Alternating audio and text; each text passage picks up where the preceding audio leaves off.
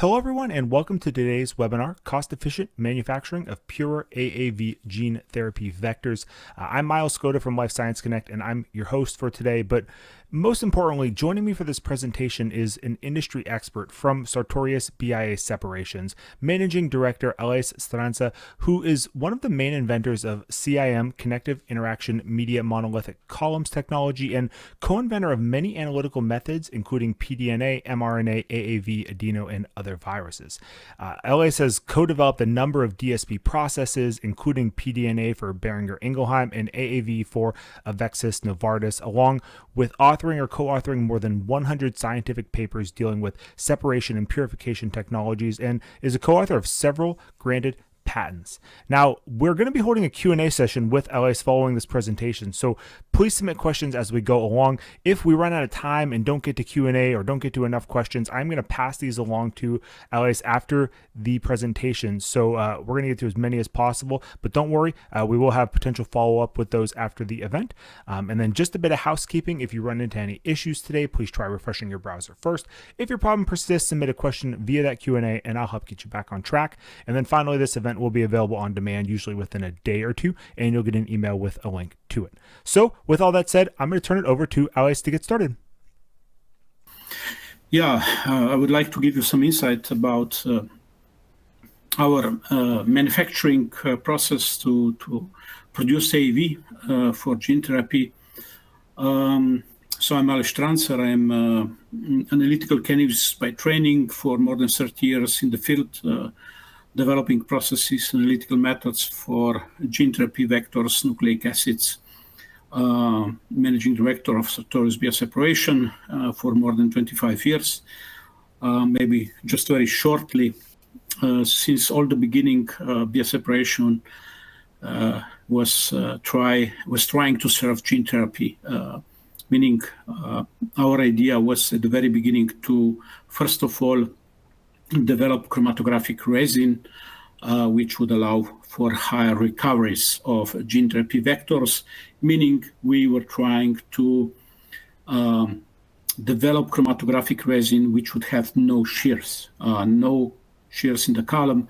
This would result in shearless separation, purification, and this would allow for much higher recoveries, especially of those shear-sensitive molecules and viral particles.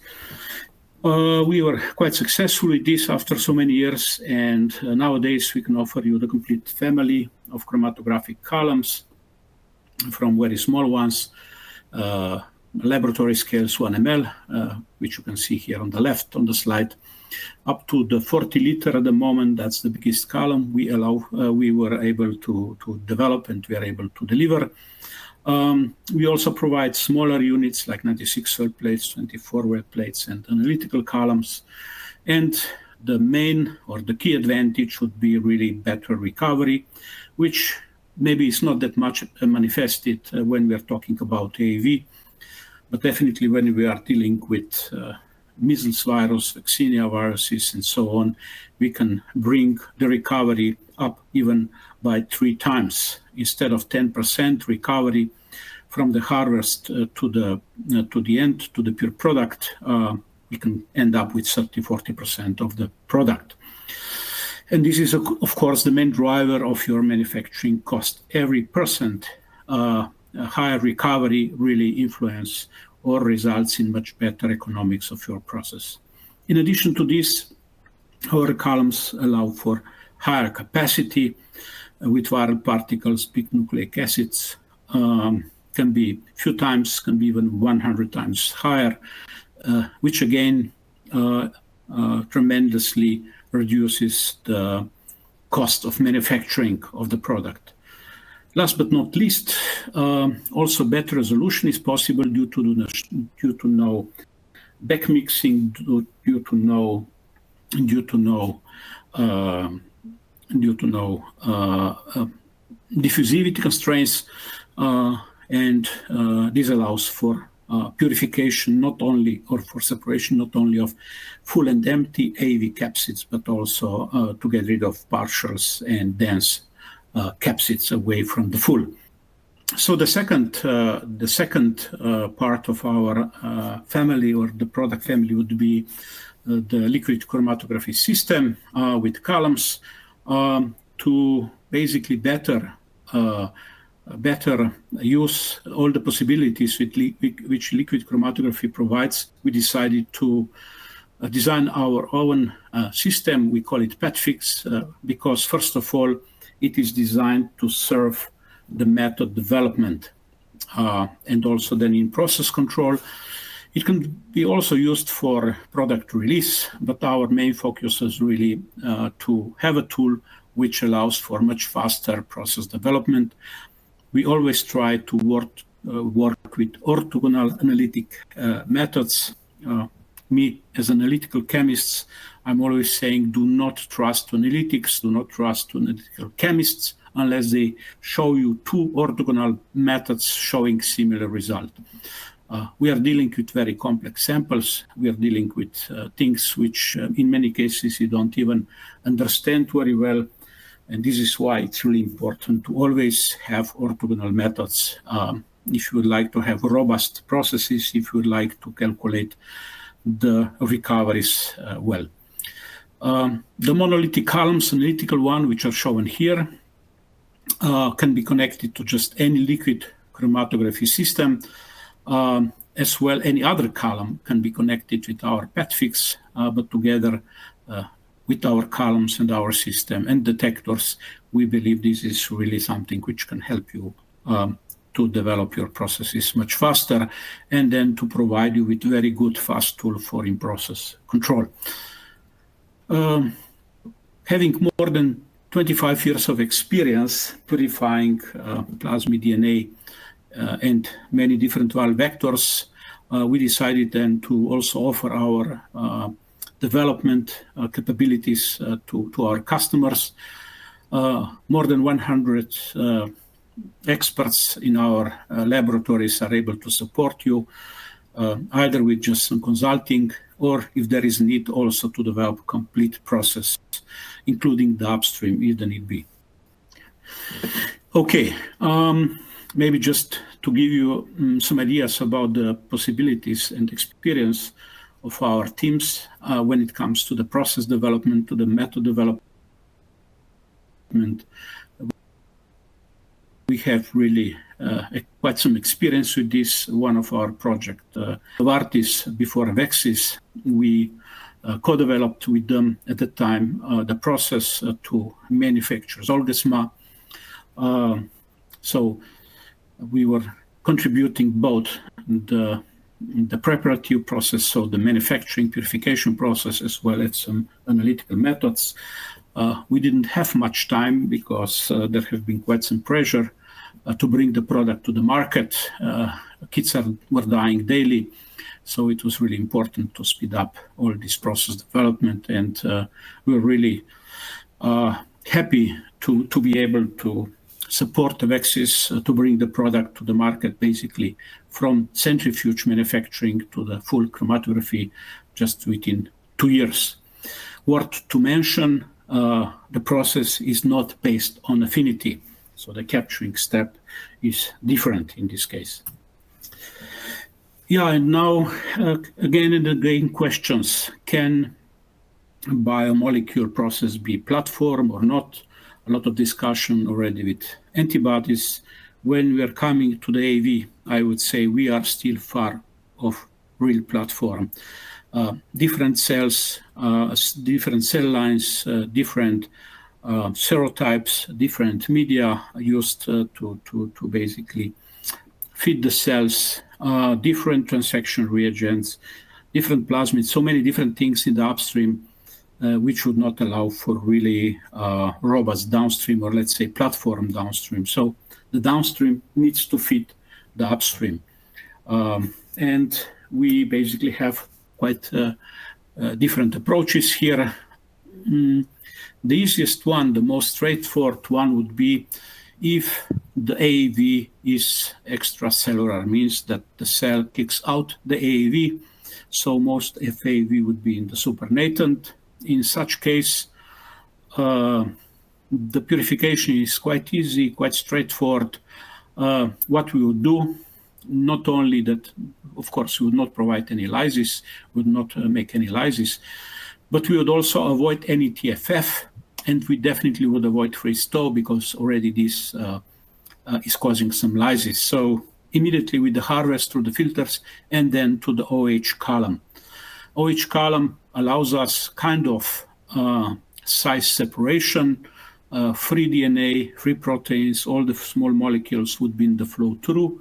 We would just bind AAV and some other particles, some chromatins, and then with dilution, we would basically pull the AAV fraction, and we would then load this fraction either on cation exchanger or on the affinity column.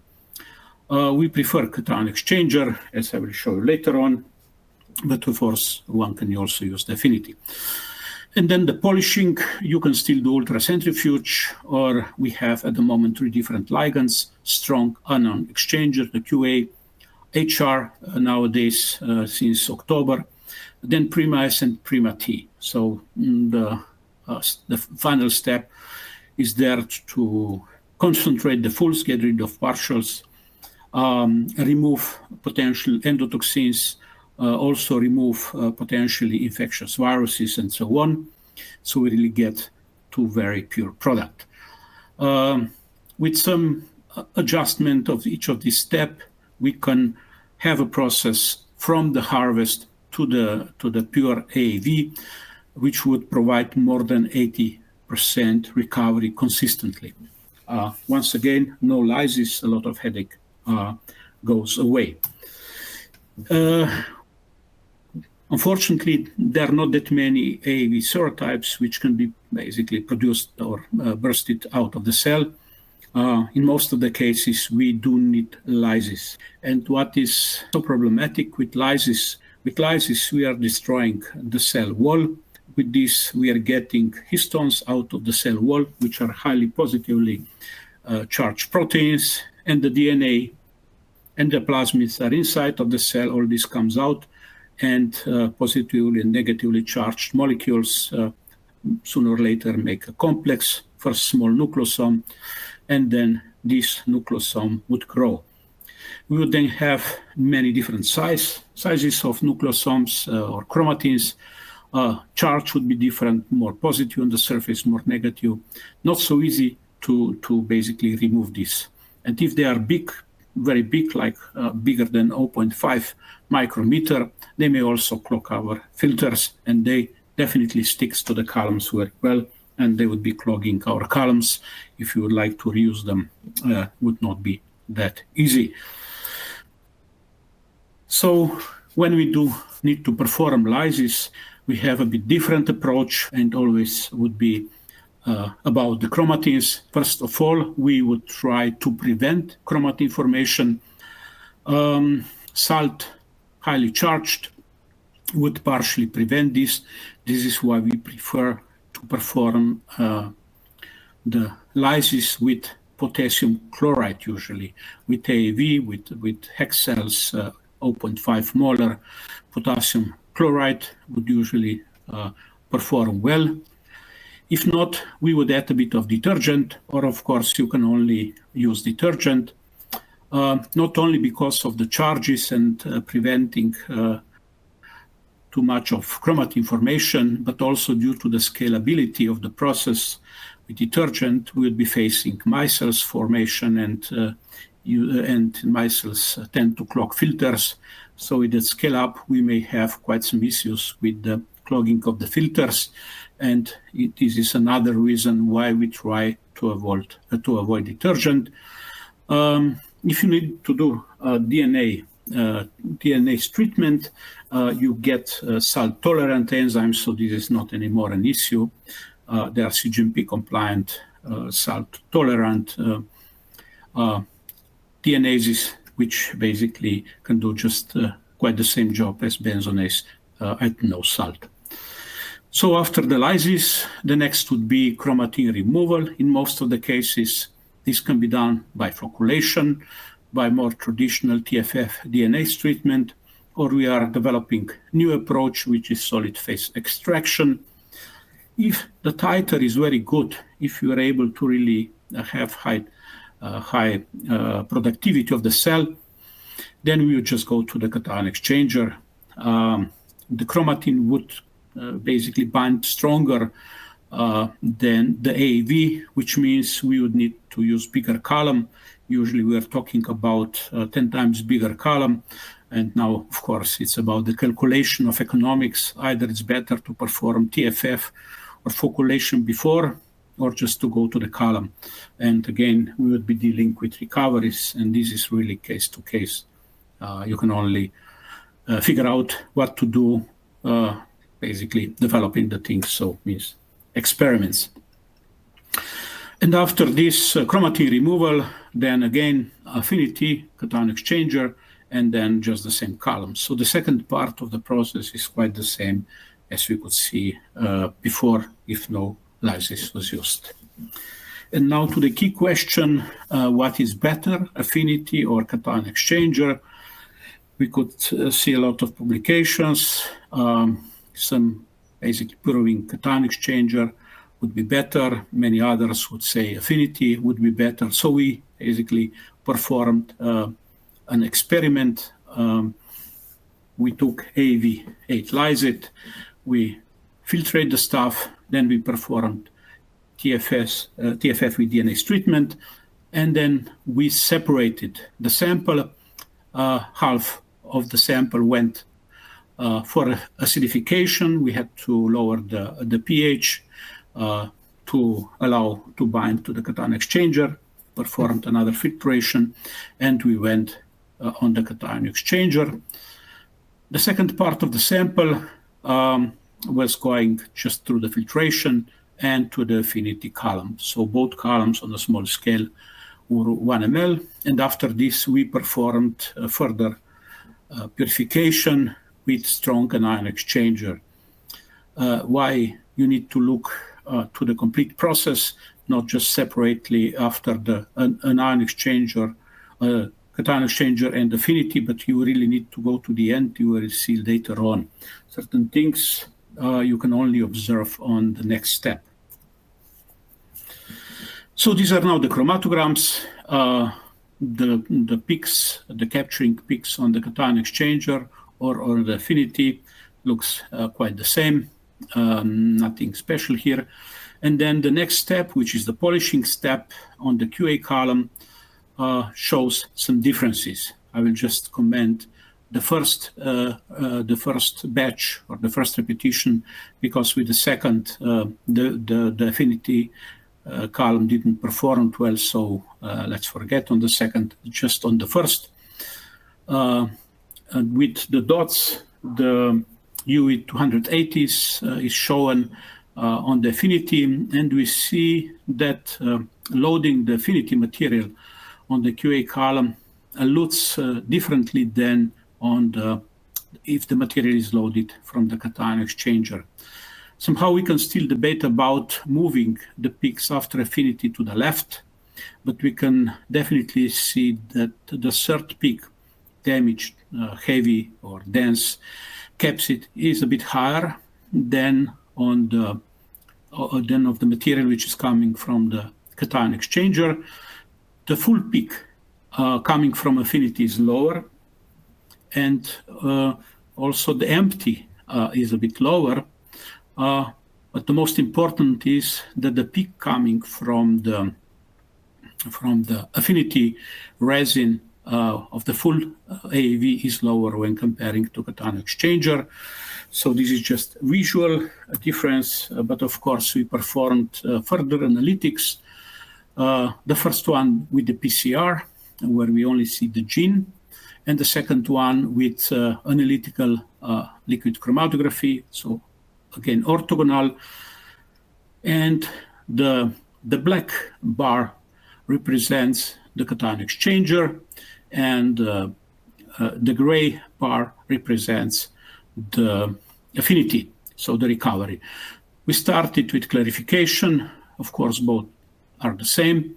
The second step drops down. We are losing some material, but this material is still the same. The first difference between the two is with the sample preparation. because we are lowering the pH to load on the cation exchanger, we are lowering, or we are losing some of the material calculated by PCR. We are dropping to 72%, affinity is 85. Then with the capturing step, both columns perform quite the same. There is quite some difference in the last step, in the polishing step, where the PCR shows us that we are able to recover just 45% of the material coming from the affinity, but 71% when coming from the cation exchanger, which result in all overall process recovery, 41% with the cation exchanger and just 30% with the affinity column. So we see that although the recovery, if you measure it immediately after the affinity or cation exchange column, is quite the same, the main difference is on the next column. Why? Because it looks that we are dealing with more destroyed or partially destroyed capsids when affinity is used. Similar trends are seen with the liquid chromatography. So again, the sample preparation takes more AAV away with the conditions with lower pH. The capturing is similar, but again, the polishing is basically providing more recovery if the material comes from the cation exchanger than from the affinity.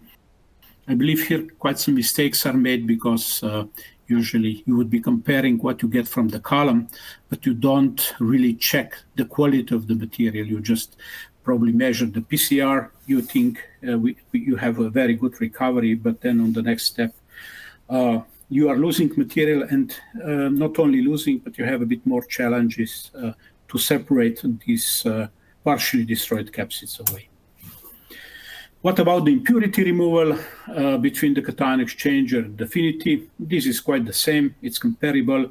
Host cell DNA, pDNA, maybe cation exchanger removes a bit better the host cell proteins, but it's not really a big difference. Endotoxins removal, similar. If you put the two samples on the gel, you also will difference.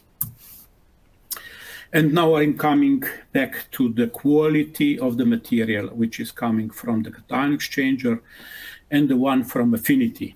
So we performed the mass photometry analytics on the two materials, and with the cation exchanger QA steps, we end up with 72% of full capsids, and the rest would be about 28 would be empties.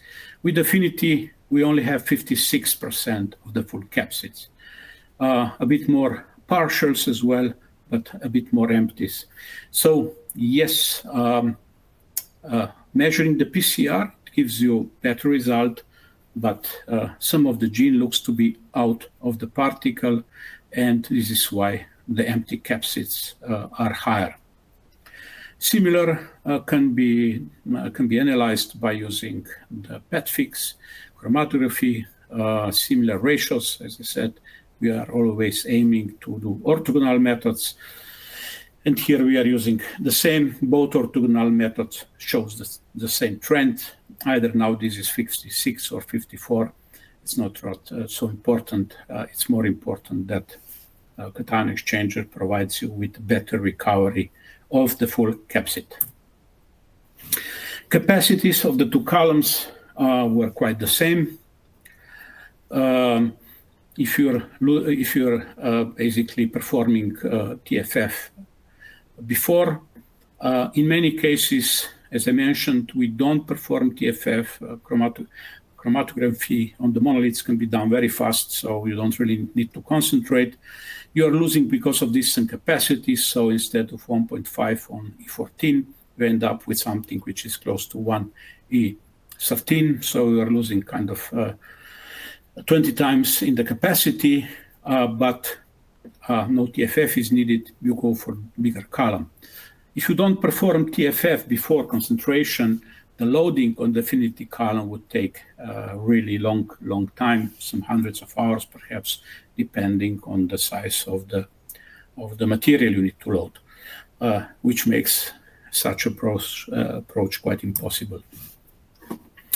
Also, the process time with cation exchanger usually would be just half of the one when compared with Affinity, but this is maybe not that important. So to sum up this part of the presentation, at least to our opinion, the most important when performing purification of a biomolecule is the recovery. And comparing the cation exchanger with Affinity, at least in this case, we could end up with 30% higher recovery, which is quite some money if you are going then to sell this 30% more. Usually this would pay for all of your manufacturing costs.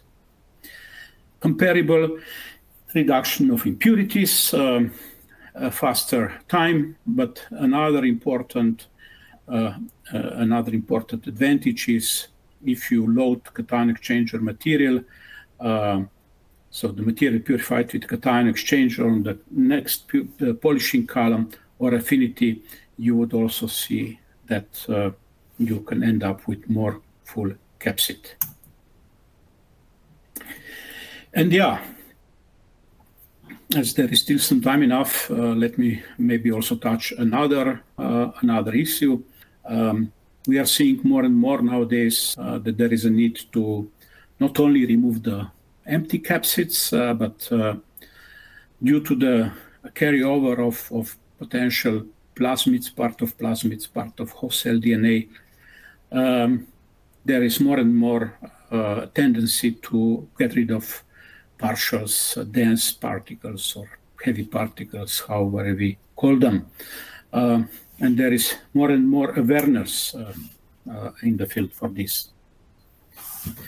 So to able to study or to able to understand what is going on, we know that separation of empty and full is not that straightforward. Also very problematic with batch-to-batch reproducibility, scale-to-scale reproducibility. So we wanted to better understand what's going on. And for this, we are using our PetFix tools. Again, maybe shortly, that you will better understand next slides later on. So one of the advantages of PetFix is that we can connect many different detectors one after each other, so in line. Meaning we inject the sample on the column once, and then the column separates, and then the separated stuff goes through the first detector, to the second detector, third detector, and so on. And this allows us quite some nice orthogonal analytics, comparing to ELISA, comparing to PCR, to some other stuff. If you look now on these pictures here on the left, we are loading the harvest, just lowering the pH, the filtration through 0.45 micrometer filter, and directly on the column. A lot of peaks are coming out in the gradient. So UV 280 is blue, UV 260 is red. We would not know which of these peak is our AAV. But if the detector after the UV is multi-light scattering detector, then usually the highest peak would represent the AAV. And the peak area here, or the peak height, would estimate the amount of our AAV already in the harvest. So we can calculate the recovery of our AAV starting with the harvest. Important to point out, we are using special mass detector, which has been developed together with the vendor. It's more reliable, it's more robust, more sensitive, but cheaper, but would not allow you to measure the size of the particle that occurred. But keep in mind, we wanted to have inline detector, liquid chromatography detector. So this is now with regard to AAV. What about residual proteins, residual DNA?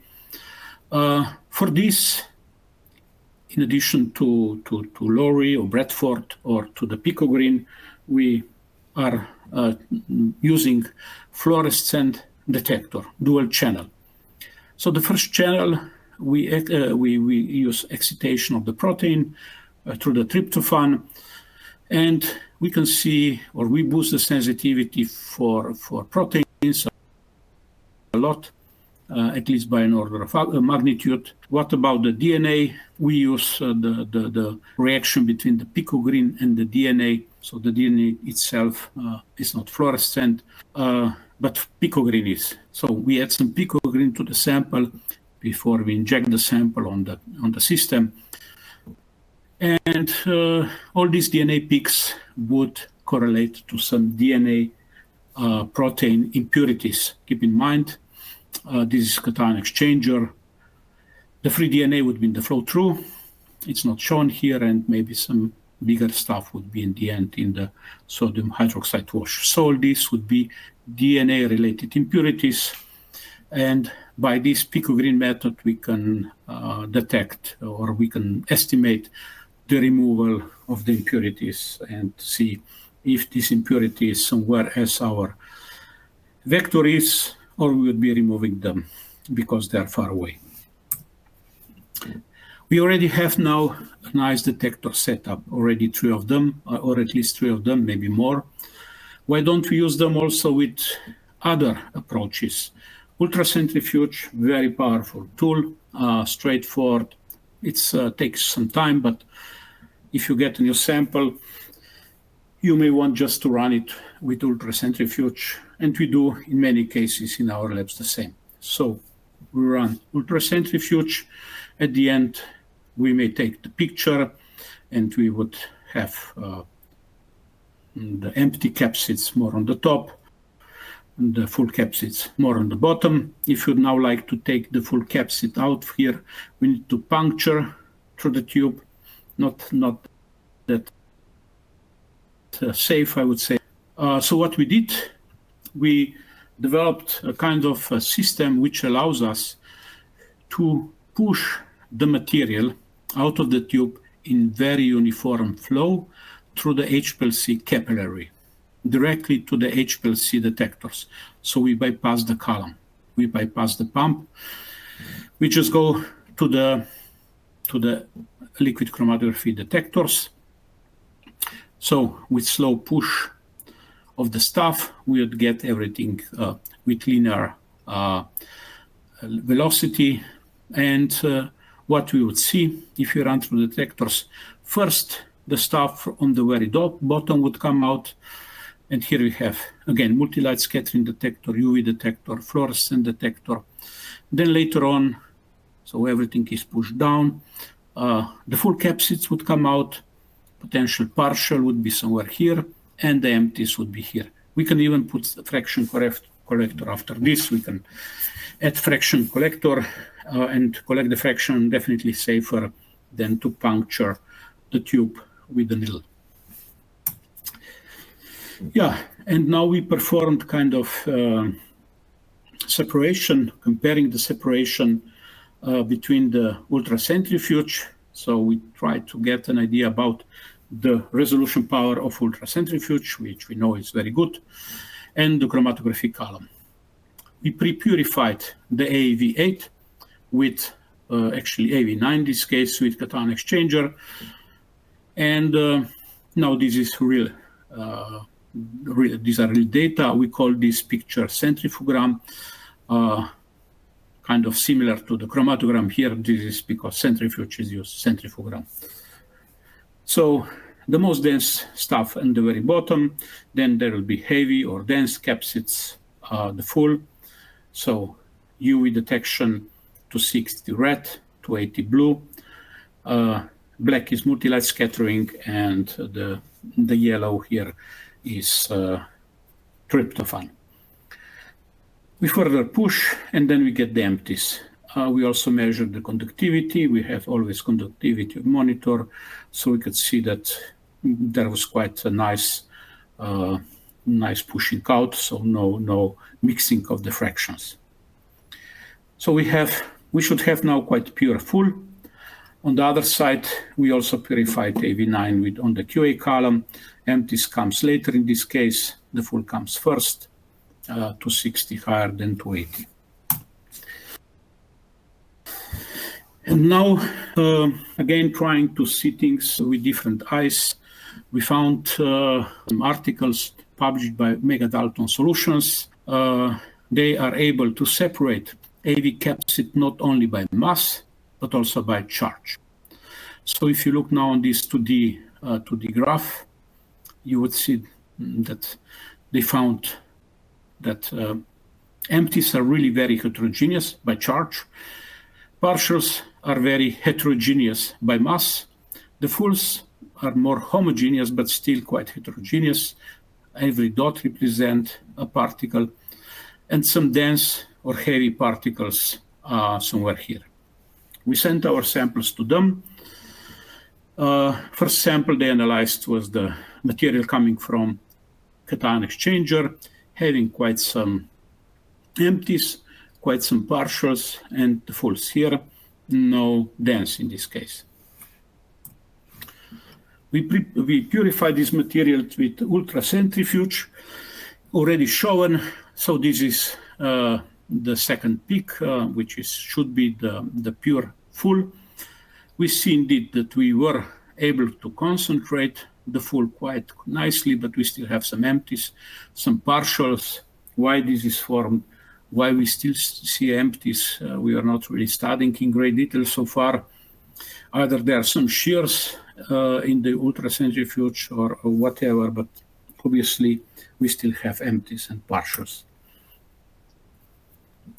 Another method, kind of orthogonal to the ultracentrifuge, concentration of fulls, but still quite some partials, still quite some empties. The mode of separation here is different. We know that also below the full we have quite some empties and partials. So from this point of view, this is clear to us why we still have this stuff. So the resolution just was not good enough. Now, knowing that we have such a heterogeneous population of the partials, of the empties, and also of the fulls, we are starting to think about how potentially more unify these AAVs. And we basically found some species which allows us, we don't really know the mechanism behind, we only suspect it, but it looks that indeed it changed a bit the surface of different capsids such that we are able to improve the resolution. So we took AAV8 sample, we divided to two fractions. The first fraction we loaded on our QA column with and using the buffers which we are using in the past, nothing special. Buffer A, just pH 9.0, and then salt gradient, linear salt gradient to buffer B, which was 400 millimolar sodium chloride. If you're now looking on the fluorescent detection, which basically is the best one to estimate the ratio between full and empty, we would find that we have more than 35% of full, but much more empties. But more problematic, they are not really well separated. So we went with another two buffers, buffer A and buffer B, with some species in, just on the same column, just with the same material. And this species, which we are using, would allow us to separate empty from the full really baseline. The fluorescent detector,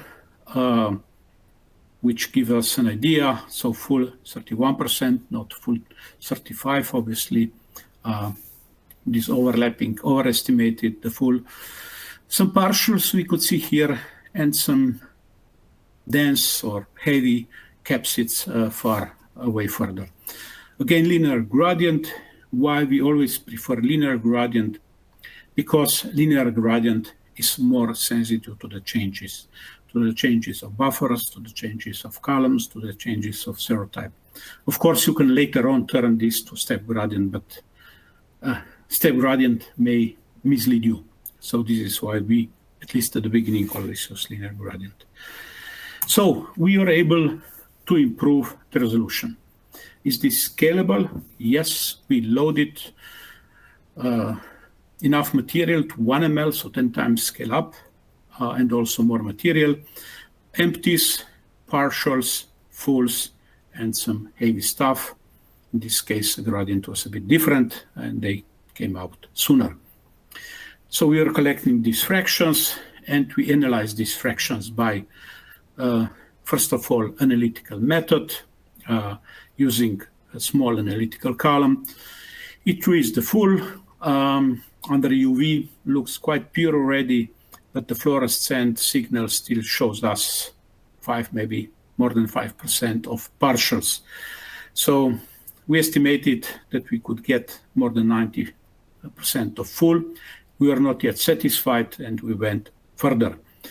Orthogonal ddPCR showing 3% of the gene in the partials and showing 10% of the gene here, which we believe it's not a product and probably should be removed.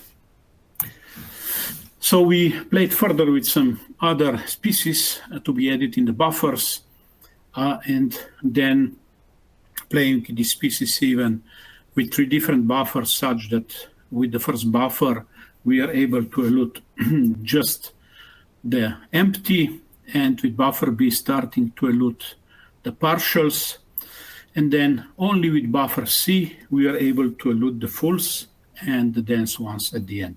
So here we can even play with the resolution. If we prolong this step, we improve the resolution. If we have time enough, of course. So here we have really no issue. Scaling up again to 1 ml column. So empties, partials, and the fulls. And even the fulls show us 2 different peaks. We analyze these things further. So the empties, if we load them on the chromatography column, on the analytical one, empty is really just empty. So no partials, no nothing here. And then the full, we collected 2 fractions of the full. And the first one, E2, and the second one, E3. We can even imagine that there may be another peak here behind as a shoulder. So it looks that we are able even to separate full particles among them, but this is something for tomorrow, let's say. Now we analyze the fraction 2 and the fraction 3. In both cases, we really see no empties, no partials. We concluded that according to FLD, we end up with more than 99% pure AAV8 capsid. Retention time of the fraction 2 and the fraction 3 is different. So these 2 full species are a bit different. And as I said, that's our future work to figure out what's going on. Does this method works well with all the serotypes? It works very well with AAV8. It works quite well with AAV2. It does not work with AAV9. So we had to further look on some additional species to basically improve the resolution, which would allow also separation of empty full with AAV9, which is the most challenging one. At least on our column, most of them, it's quite difficult to separate, so this is our traditional method. If you look on the UV signal, empty and the full are just in one peak, maybe a bit indication of separation, but in principle, no separation. This is ultra-centrifuge of the same sample. We see some dense fulls, some partials, and some empties. Mass spectrometry shows us more than 50% of empties, just about 40% of fulls. With now improving this method here, just on the same column, we are able to nicely remove the empties, the partials, the fulls, and at the end, more dense stuff. We further analyze these fractions with mass photometry. So E1 being empty is really empty. E2 being a bit partial, it's empty, a bit full in. E3 more than 90% full, and E3 tailing, which is somewhere here, we see that there is already kind of mixture of empty and full, so to see partials. We run the analytical chromatography of the same fractions, so E1 empty, E2 empty in partials, E3 really nicely purified full, so by fluorescent detector on the HPLC, even 98% purity has been analyzed. So with mass spectrometry, just 91. So which method more to trust, or maybe perform the third method. And then we also performed the PCR, and the PCR showed us 90% of the full peak. So the recovery is more than 90%, but keep in mind, this is not the product. It is something which is not nice full capsid. These partials, where some of the gene is also not a product. So if you calculate now by PCR, you really get 100% recovery. 90% of this is the full, and this full is either 98 or 91% pure. I believe this is really great achievement of my colleagues in the labs. And now maybe the last questions. We are running short in time. There have been a lot of debates in the past about step separation of empty and full. When we developed the methods 6-7 years ago, we were always running linear gradient. Why linear? Because if there is a small difference in buffer preparation, if there is a small difference in the column, if there is a small difference in the temperature and maybe some other parameters, the left, so the empty and the full peaks would move either a bit left or a bit right, but resolution would be maintained. So in the linear gradient, it's not really that difficult to purify the full. But if you like to perform a step gradient, then of course this is much more challenging, because preparation of the buffers, preparation of the columns, all this really needs to be almost exactly the same all the time. Otherwise, the two peaks would move left and right, and either your recovery would be lower or purity of the full would be not so good. So to approach the needs of especially contract manufacturer, we decided 4 years ago to develop new production line of our product with HR. So HR stands for high reproducibility. Our aim is to provide the column which is really batch to batch, scale to scale, almost identical. And nowadays we are able really to provide the market with the columns which are qualified by us and released by us to elute the AAV8 at 92.3 millimolar potassium chloride plus minus 3%.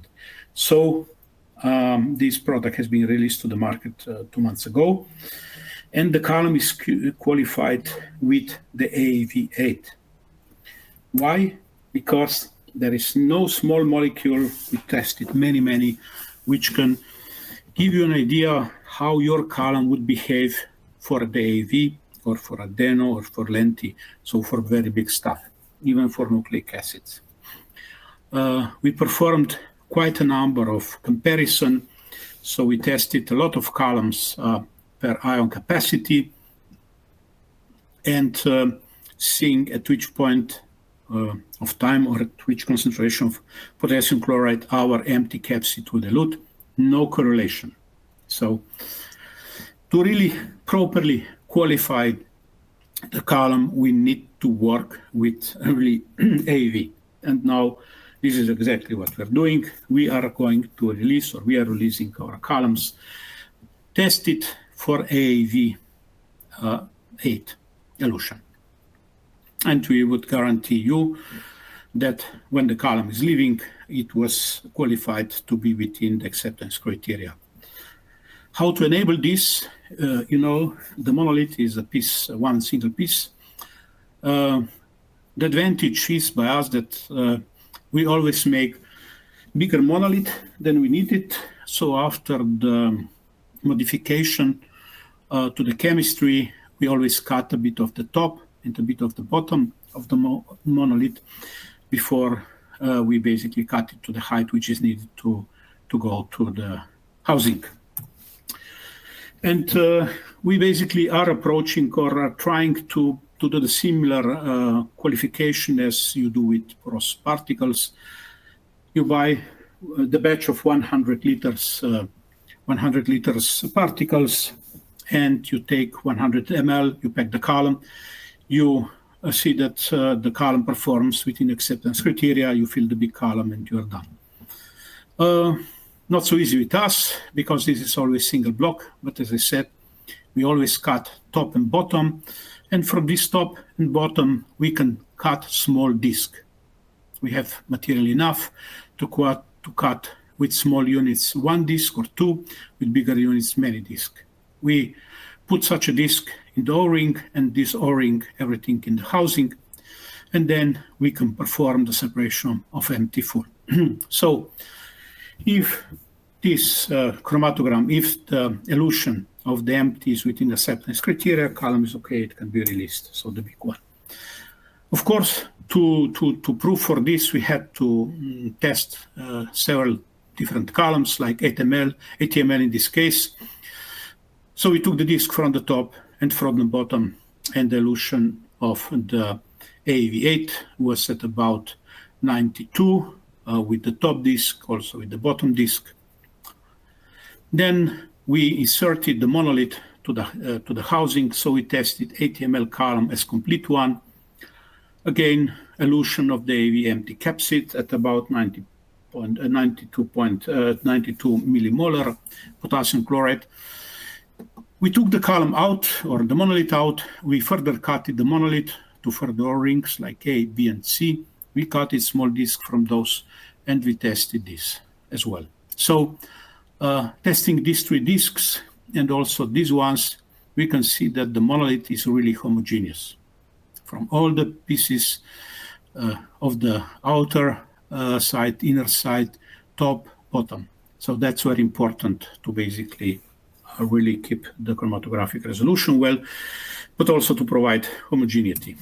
We tested the 800 ml column similar way, again within acceptance criteria, and now it is also very easy to compare the 80 ml column, the 800 ml column, and 8 liter. You can compare it in just one, the same simple small system.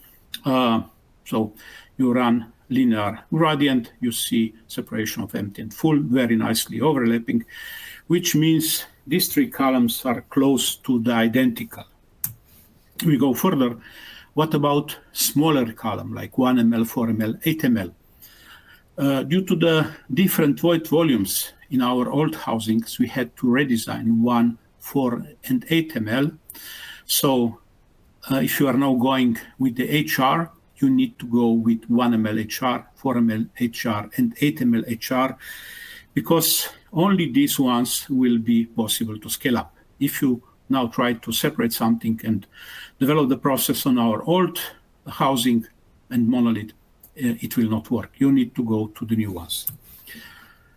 Now we overlay the elution of the empties and the fulls, 1 ml complete column, 4 ml complete column, 8 ml complete column, and the species of specimens of the 80, 800, and 8 liter. We see we have nice overlap of the valley, and now you can turn this linear gradient to the step gradient. So we have really a very nice robustness. So to conclude once again, you are going to get now the column which will be tested by us, the specimen on the elution of the AAV. So qualified on the AAV. We need, because of this narrower criteria which we are now introducing, we need to basically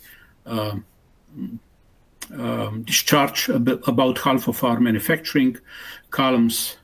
This is why we charge them higher, 40% higher than our regular product line. But once again, they will be and they are released on the criteria. At the moment, the release criteria of our QHR program is 92.3 millimolar potassium chloride for the empty capsid elution, plus minus 3%.